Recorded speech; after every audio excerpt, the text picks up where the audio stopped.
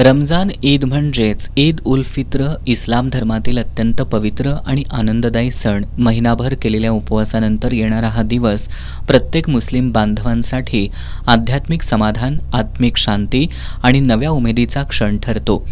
चंद्रदर्शनाला इस्लाममध्ये विशेष महत्त्व असल्यानं रमजान संपल्यानंतर शवाल महिन्याचा चंद्र दिसताच ईद साजरी केली जाते.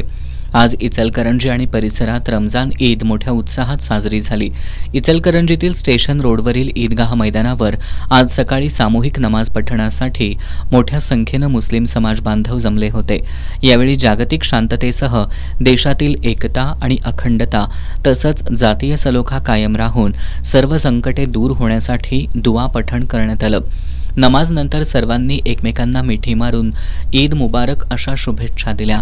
यावेळी प्रशासनाच्या वतीनं अप्पर पोलीस अधीक्षक अण्णासाहेब जाधव, पोलीस उपअधीक्षक विक्रांत गायकवाड, सर्व पोलीस ठाण्याचे प्रभारी अधिकाऱ्यांनी मुस्लिम बांधवांना ईदच्या शुभेच्छा दिल्या.